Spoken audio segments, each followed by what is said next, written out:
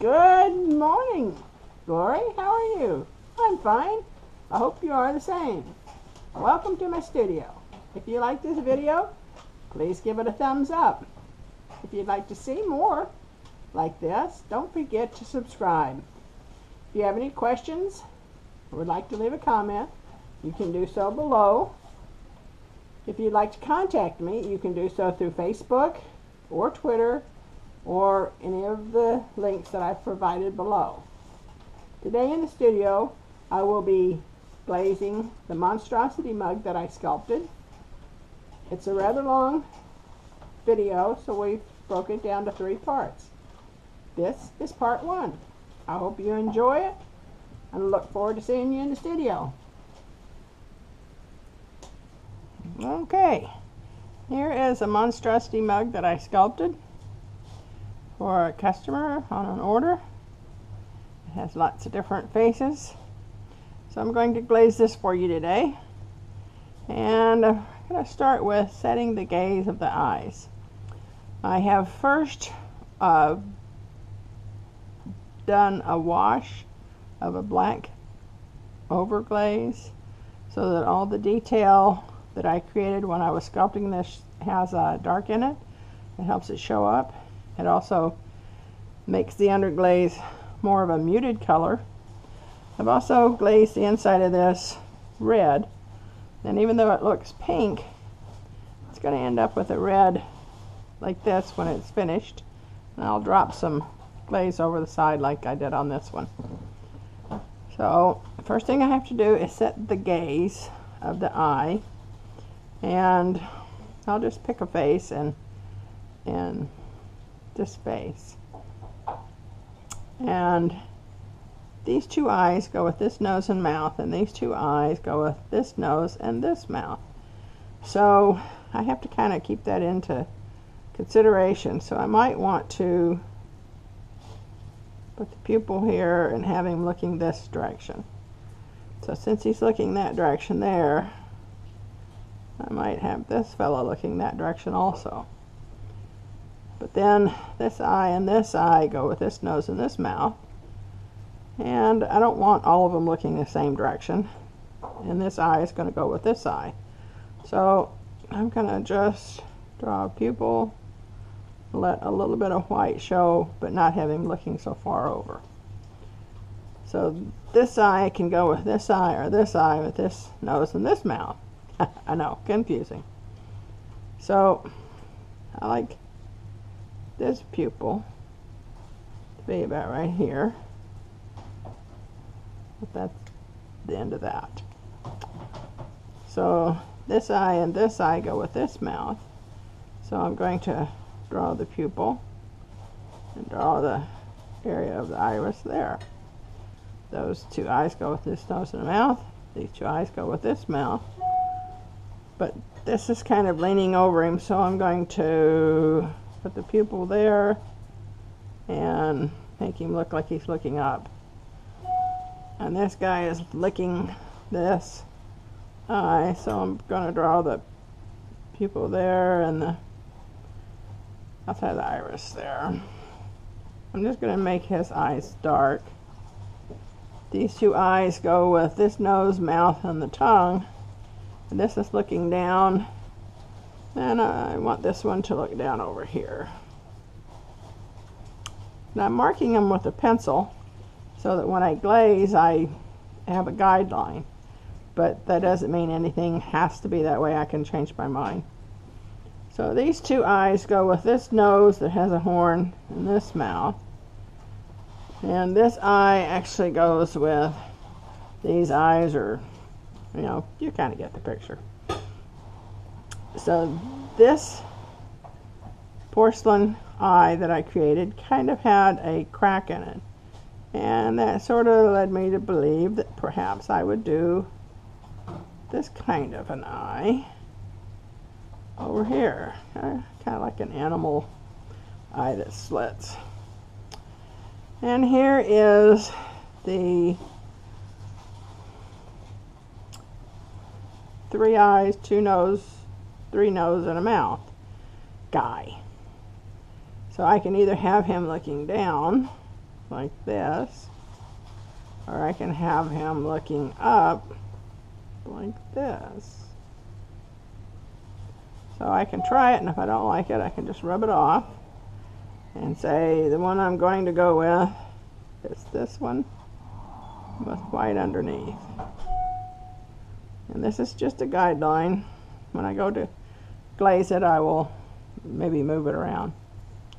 So I've got these eyes, these eyes, these eyes, just checking to make sure I've set the gaze as to which direction it's going to be looking. So I'll start glazing the eyes.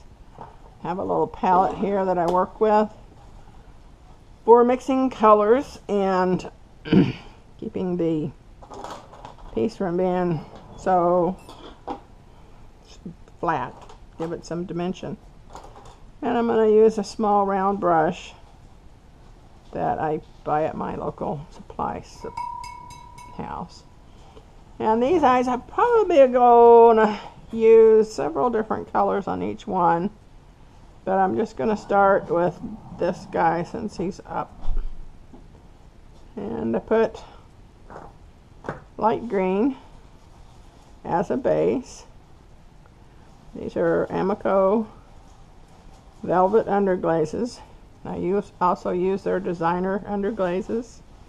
I like these because you can mix colors, mix two together and create another color. They blend well, they go on smooth. You can use them kind of like a watercolor, and you can also use them so that they're more opaque. So I unload my brush onto the palette so that I can have a less amount. I dipped my brush in some water, unloaded some of the water. Now I'm blending that over just a little bit, and that glaze was hunter green. So I've got two greens on there. I'm going to come over here and pick up a little bit of orange and put that in the middle. And you might say, well, how do you know what color? Well, you know, I don't. I just pick a color that I like at the moment and blend them together. There are some eyes that I do that I like color combinations, like a blue and a brown, a green and a blue, different shades of blue together. So this one I'm going to bring in a little bit of blue over on this side.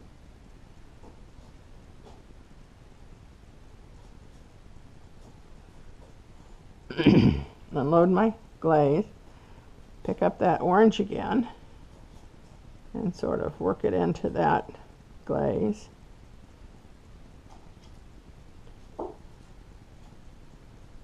So that you don't see the brush strokes.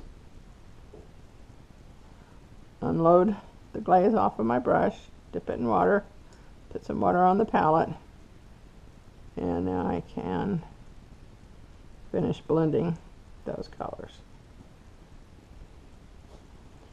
And so we'll pick another eye. And I don't necessarily do blue and blue or brown and brown. I just, on the Monstrosity mugs, they just get a random colors for different eyes. So we're starting off with brown here, and I'm going to pick up a little bit of the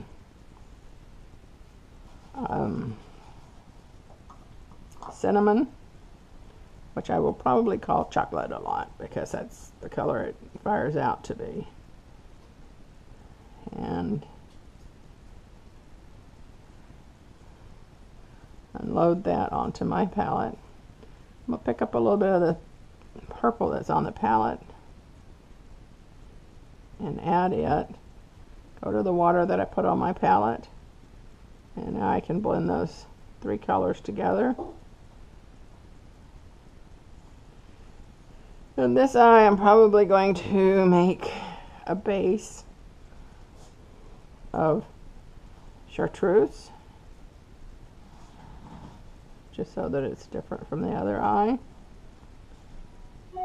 Some of the customers request blue eyes on their pieces, and sometimes they'll request a blue and a green eye, or dark eyes, or an animal eye, or cat eyes. So, and we try to make sure everybody gets what they wanted. So I'm just picking up a little bit of color that's left on my palette from when I unloaded my brush.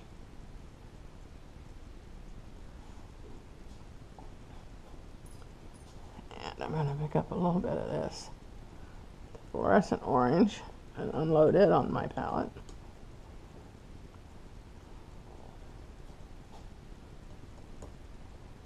I usually clean the ferrule off so that I don't get it on my fingers and then get it on the plate, on the piece that I'm working on, someplace that I'm not wanting it. So I'm using a little bit of the intense yellow on that. And I might pick up a little bit of this blue. Move it around. There you go. So I'm going to pick up, this is fossil gray. And you notice when I put it on, it still has a little bit of the yellow left. I don't clean my brushes all the way when I'm doing eyes like this, or when I'm glazing the faces, because I like the hint of the other colors that come in that were left on the brush from previously glazing. So now I'm going to pick up some iceberg blue. I put a little bit of that cinnamon over in the corner, and I'm going to pick up a little bit more of this baby blue and sort of fill in right under this eyelid. Unload my brush, clean it off, get just a little bit of water, and blend that leading edge so that that blue's up in the corner, cinnamon's down here. It'll make a nice eye. So this one I'm going to pick up the bright orange, and it's a small eye. So that's why I decided to make maybe a little bit brighter color. And I'm going to cover it a couple of times with the orange, just so I can make it a little more opaque and less watercolor. And then I'm going to pick up a little bit of the bright red.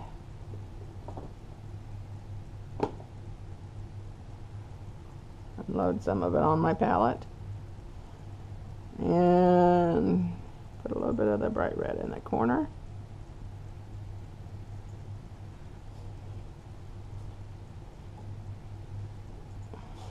Add some water to my brush so I can blend that edge.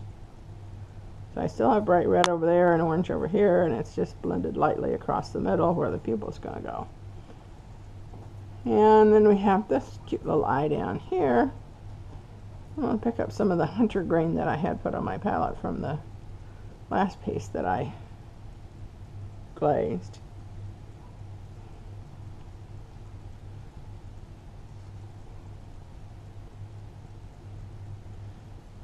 And this is going to be kind of a dark eye.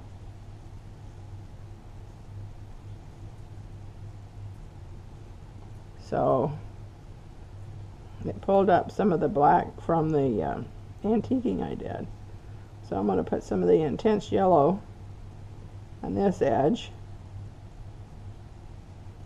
So it has the green with the black and the intense yellow.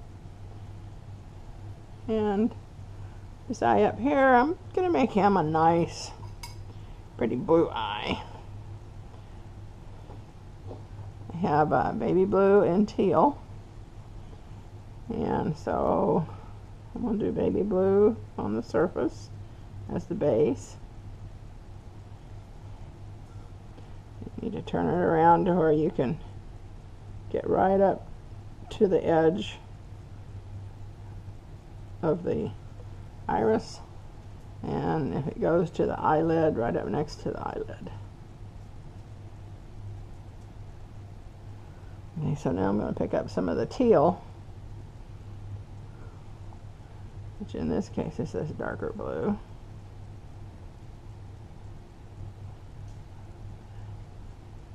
And I'm going to sort of outline kind of widely the edge of that eye.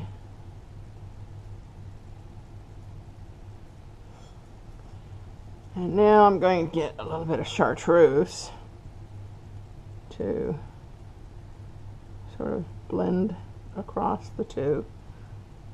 Unload the excess, pick up some of the water that I had on my palette, and blend that right to the edge.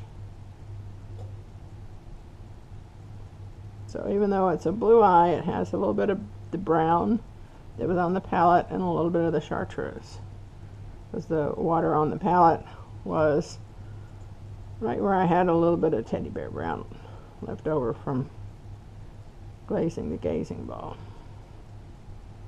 So I just sort of smooth it out, and then I think I'm going to put just a little bit of the violet on my palette and thin it down. When I do that, I sort of roll my brush to try to bring it to a point. So we're going to sort of highlight this edge,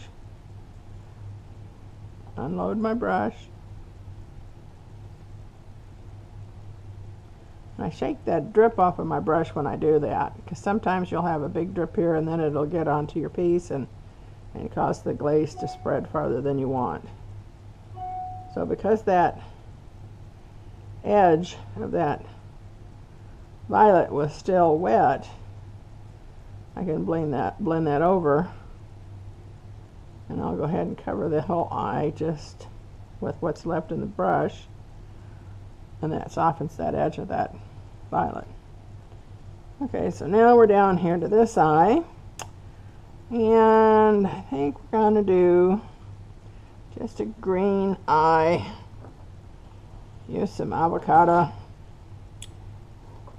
Put my glazes back so I can find them next time I need them. There's some avocado.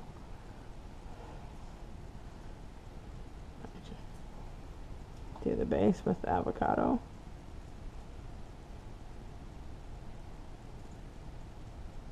Now this eye over here is kind of green, so we're going to make this one probably a little bit more hazel.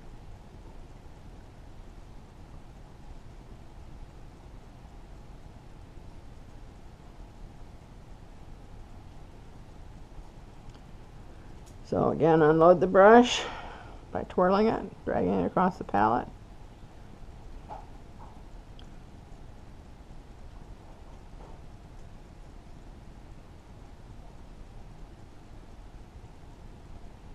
And smoothing that surface because I don't want the streaks to show from the brush marks.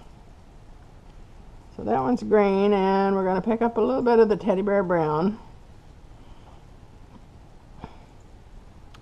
and load it on the palette. I'm going to do the leading edge and teddy bear brown. These are the names of the velvet underglazes. And I have all of the colors that they make. I have them on a glass plate or pane. It's one of those shatter resistant glasses. And a lot of times I mix the glaze on the edge, but I have so many open and I have colors that I've mixed that I ended up started using these palettes, and they work very nicely. So I'm going to pick up just a little bit of this intense yellow And come back in this corner and come up to the brown that I had blended across. Turn it again. Make that a little bit more predominant because that's going to be right over the black that I used to antique. So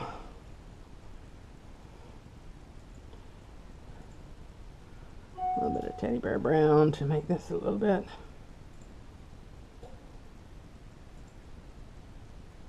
more opaque. Probably hear the hoot owl outside.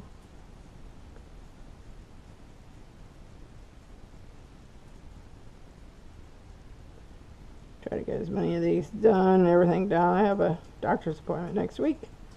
Get a shot in my eye so I can see longer. So, went back with the avocado and went over that brown and pulled it over towards the yellow. So yeah, you can see the teddy bear brown, the avocado, and the intense yellow there. And it gives it kind of a hazel eye.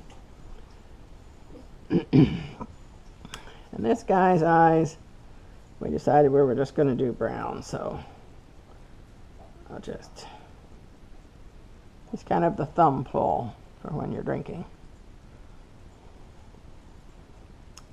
So this guy goes with this guy, and I think I'm going to make his eyes pretty intense yellow, just because I think it might be fun.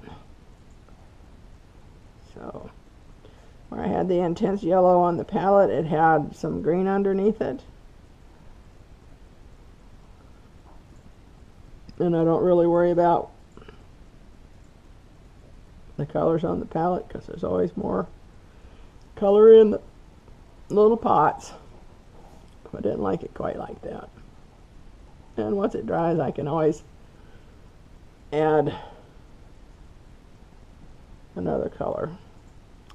So there I picked up the, I think it's called dark green. Yep.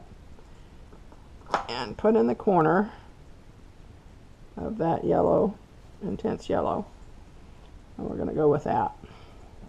Each of these will get a ring around the outside, so that'll look pretty good.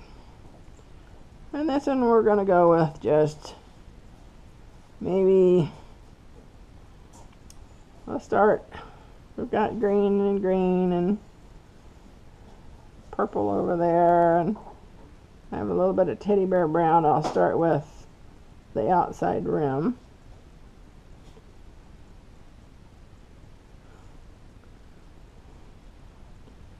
And then I'm going to get the electric blue and load it onto the palette and put that on there. Add a little water. I open, when I start glazing, I'm usually glazing about 60 pieces in a kiln load. I sculpt them and start them firing, and while they're firing I sculpt the next kiln load. So you usually have 100 to 120 pieces in process once we start. So